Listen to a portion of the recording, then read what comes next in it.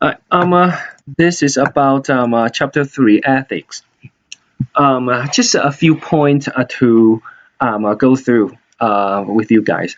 So this is RRB, and you should know what it is already. This is a committee in every school that review all the proposals of the studies. So suppose you want to conduct a study about, I don't know, anxiety. You need to write a proposal and submit it to them first if you want to get the results published, like in a conference or in a journal, whatever. And they review, they will do uh, safety, ensure the safety for the participants, and they do this risk benefit analysis. In other words, they make sure you don't harm the participants, or if you use deception, make sure you have a correct procedure for debriefing. Um, Now, how do we safeguard? How do IRB safeguard the rights of participants? Now, first is informed consent. That means before we conduct a study, we need to give them a form. This is called informed consent for them to sign, right? And the form explained, the procedure, what to expect in this study, and their rights, and all the things. Tell the participant about a nature study, and the aspects are like must give the participant give their consent freely. They can drop by any time.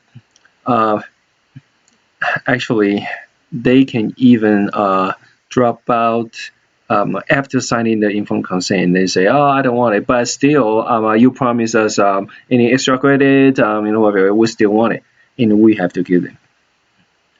Researchers fully explain the procedure.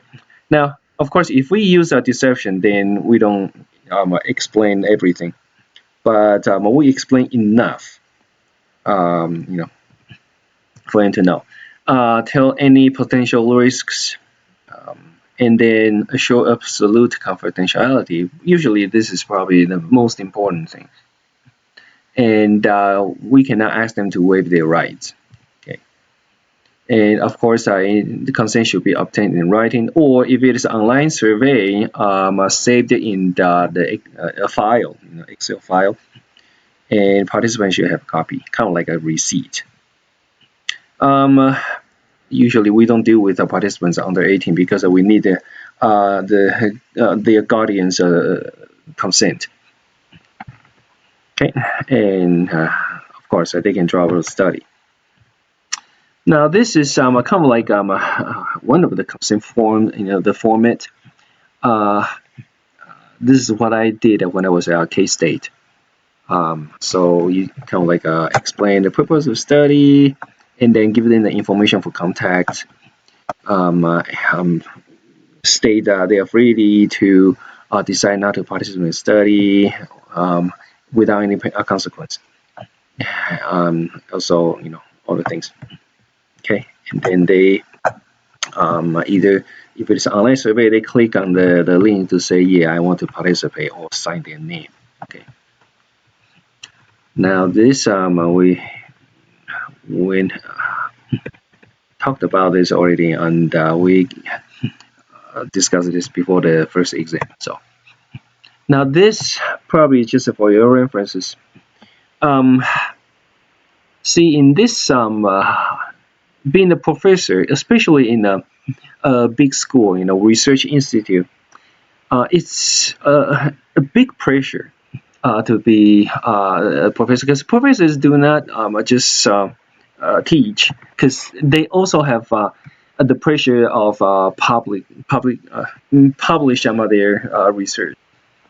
Now here in WMU, because it's a teaching institute, we don't have such a huge pressure. But still, I need to do some research every year. At least I push myself to do that. Um, but in the bigger school, if you don't publish them, they perish. So sometimes they will fabricate the data in order to get it published. Now, the process of getting published is this. You conduct a study, write a manuscript, and then you submit to a journal. And when you submit to this journal, you cannot submit to anywhere. And the process, of review can take up to like 6 months to 7 months. So you need to do a lot. It's better for you to do more than one study at the same time.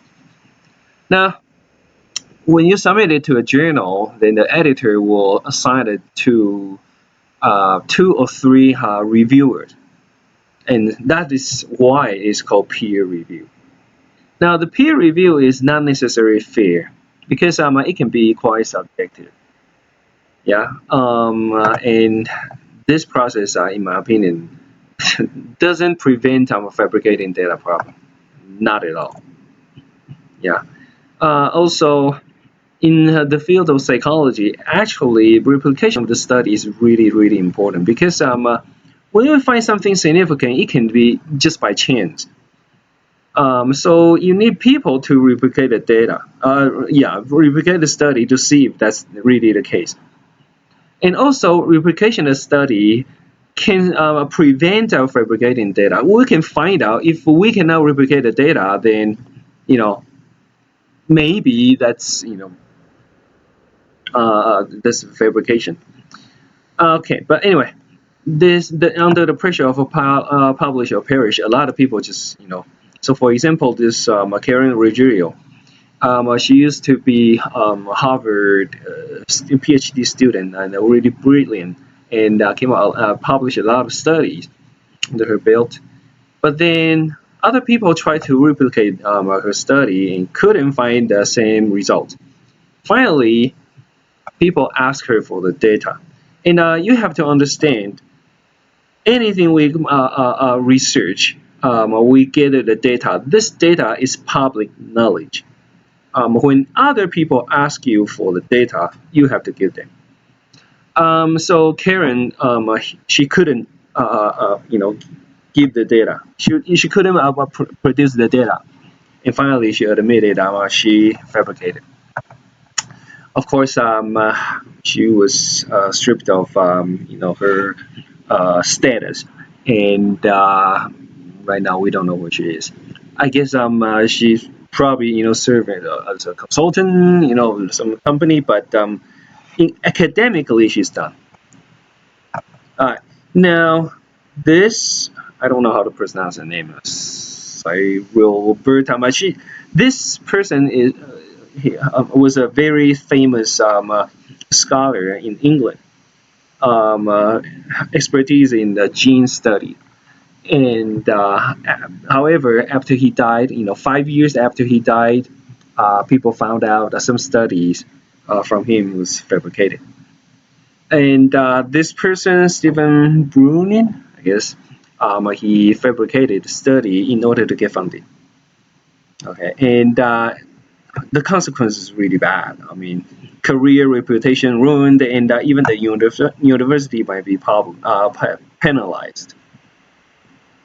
Now, plagiarism, we kind of discussed about that, but I just want to let you know only about a little bit more than a quarter of college students believed that it was plagiarism to cut and paste other people's work.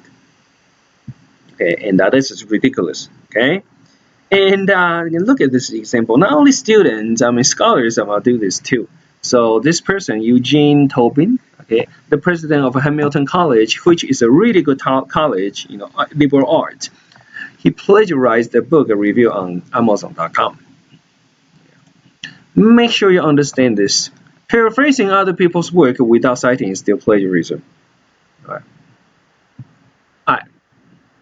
And then finally, suppose you conduct a study, but it's under my Dr. True, under my mentorship, right? So I tell you what to do, how to improve the study, and finally, let's say it get accepted to a poster section in a conference or a seminar talk. Now, who will be the first author? Okay, without me, Well, you probably cannot conduct the study, but you have that original idea. So who should be the first author? Um, Make sure to understand this, okay? Even I am the advisor.